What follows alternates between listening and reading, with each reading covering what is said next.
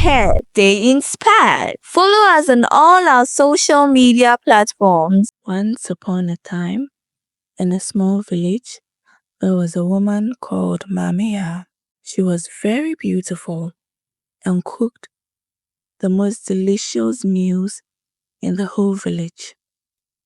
Every morning, the aroma of her soup filled the air, and people rushed to buy from her.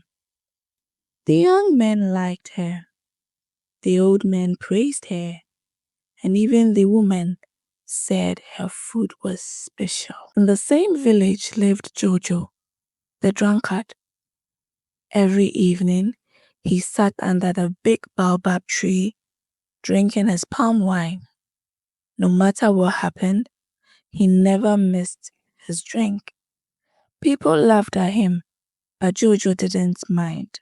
Jojo's palm wine was everything to him. He never married nor had a child. Some said a woman cursed him because he broke her heart. Others had their own opinions about him. He spent his days wandering from village to village, tasting different palm wines. Some sellers even came to him before selling their palm wine, asking him to taste and approve it. He became famous near and far as the man who knew the best palm wine. No matter how much he drank, Maame Yaa's food never attracted him. He never understood why. But something inside him always pushed him away from her food.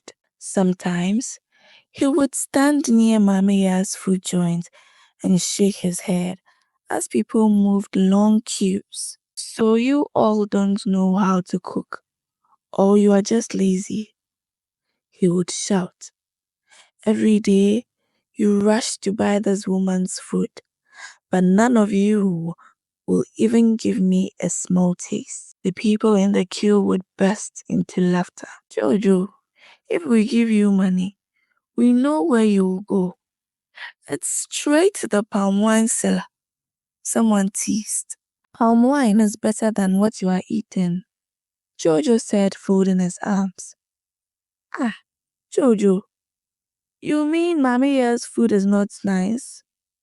Kwabna, a young man in the queue, asked. I didn't say that too, Jojo said, looking at Maame Yaa, who was busy serving food with a sweet smile.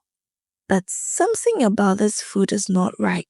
One day, Jojo went to another village to drink. As he was coming back, his eyes were red, but he saw something strange. He saw Maame Yaa near a small house fetching water from a big black barrel. The smell from that barrel was bad.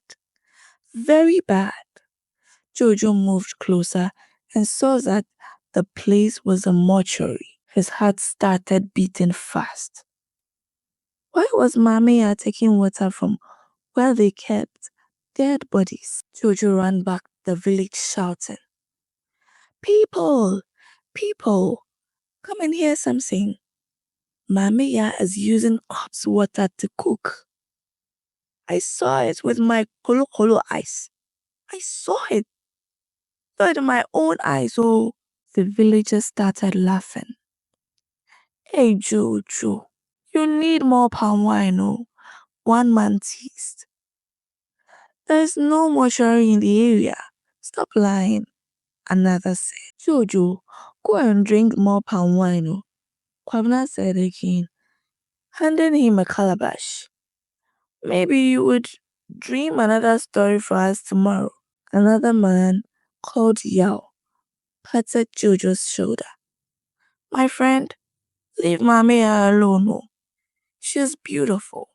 Her food is sweet, and we all love her. You two, go and find something better to do. Jojo sighed. No one would believe him, but Jojo's heart pounded. He had to prove it. But how? When word reached Maame Yaa about Jojo's rumors, she remained calm.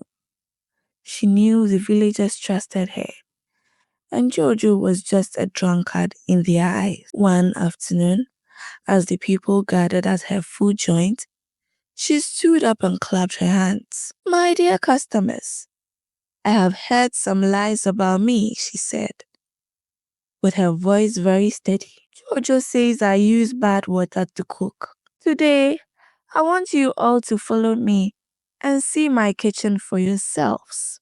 The villagers murmured among themselves.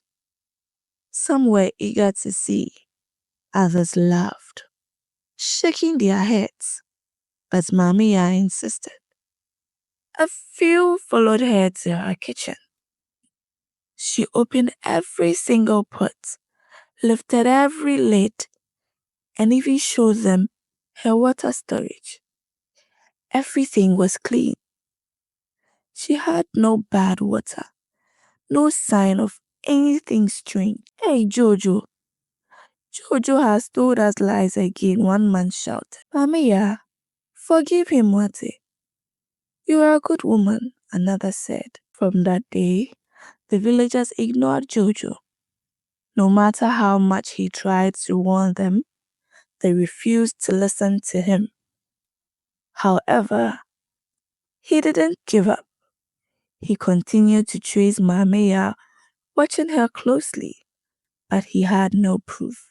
The villagers trusted Maame Yaa more than they even trusted themselves. One fateful night, as Maame Yaa lay in her luxurious hut, something strange happened. The air became very heavy, and a cold wind blew through her room.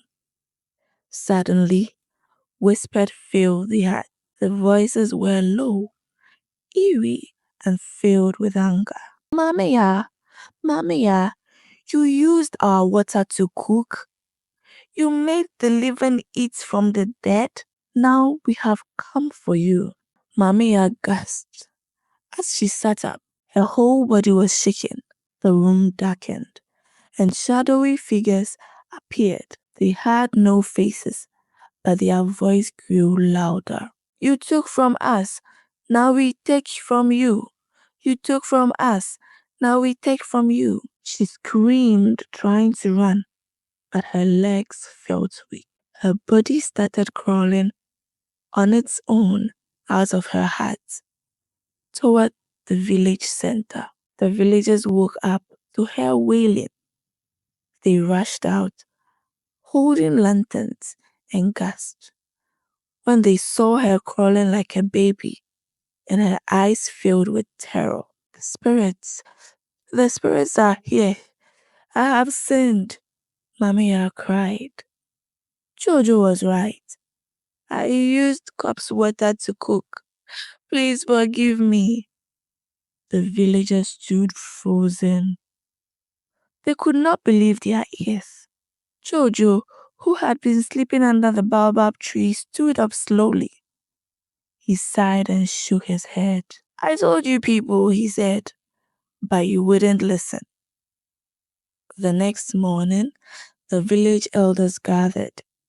They had no choice. Maame Yaa had to leave. They banished her from the village, forbidding her from ever returning.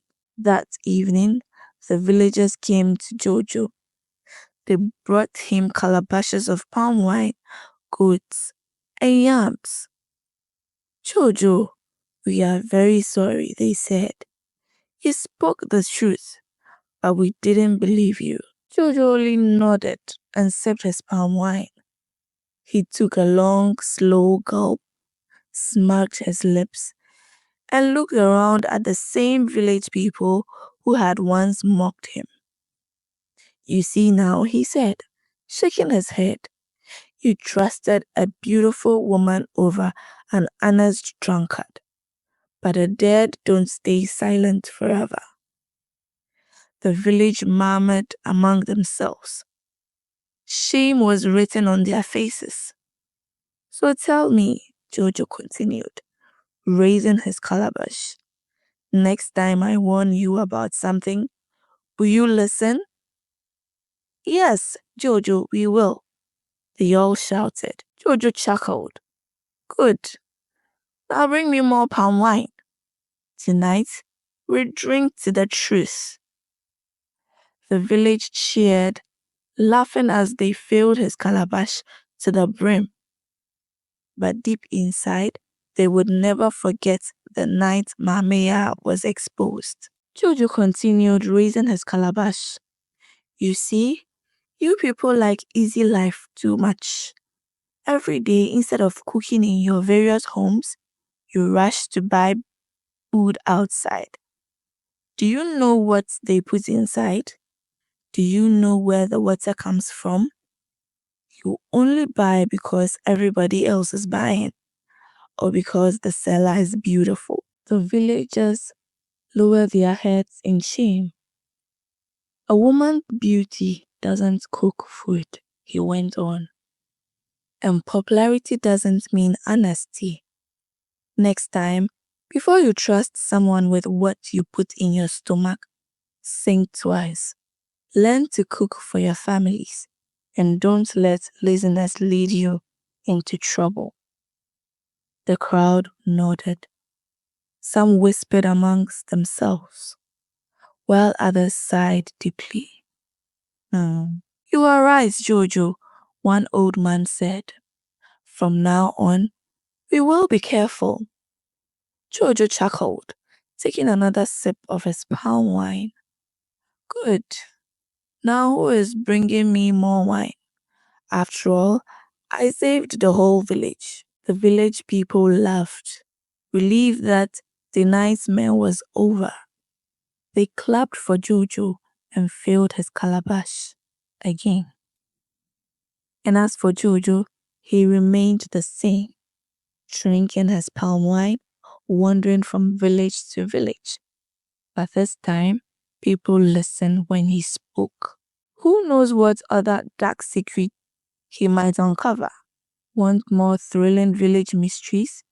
Subscribe to DERBA Tales on YouTube and on all other social media platforms. And stay tuned for the next shocking story. Thank you.